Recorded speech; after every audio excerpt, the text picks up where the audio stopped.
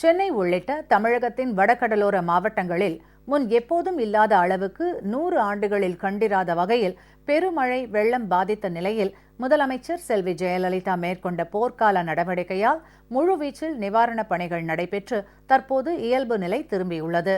மக்களுக்கு ஏற்பட்ட இயற்கை பேரிடரை தங்களுக்கு ஏற்பட்ட பாதிப்பாக கருதாமல் அரசியல் ஆதாயம் தேடும் வகையில் சிலர் பேசி வருவதற்கு பல்வேறு அரசியல் கட்சிகளின் தலைவர்கள் கண்டனம் தெரிவித்துள்ளனர்.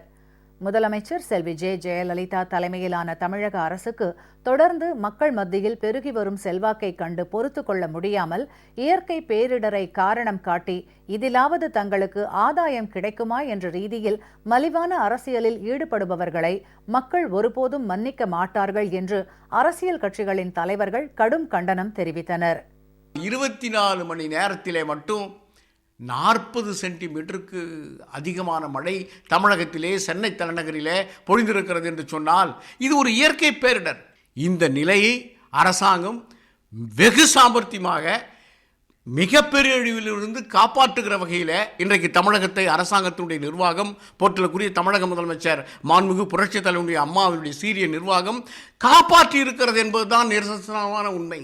4 நாட்களிலே நடைமுறை இயல்பு வாழ்க்கைக்கு நாட்டையே புனரமைத்து சீரமைத்து புரட்சித் தலைவி அம்மா அவர்கள் மக்கள் வெள்ளோட்டத்தை இன்றைக்கு மாற்றி அமைத்திருக்கிறார். ஒரு கற்பனையான காட்சியை தமிழக மக்களுக்கு காட்டுவதற்காக கருணாநிதியுடைய குடும்பம் வழக்கம் போல முயற்சிக்கிறது, வழக்கம் போல சதி திட்டம் போடுகிறது.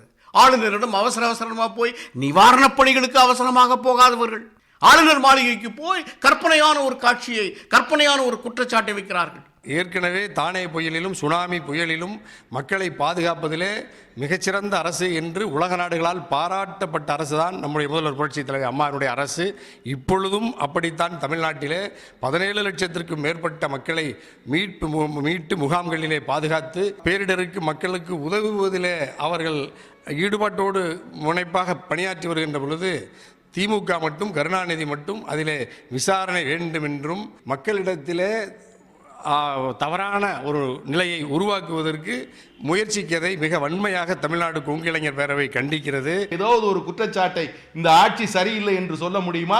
எதுவும் சொல்ல முடியாத காரணத்தினால் வெள்ளப்பெருக்கை, இயற்கை பேரிடரை ஒரு குற்றமாக சொல்லி அதற்கு விசாரணை வேண்டும் என்று கேட்டவர் கருணாநிதியை தவிர உலகத்திலே வேறு யாராகவும் இருக்க மாட்டார்கள்.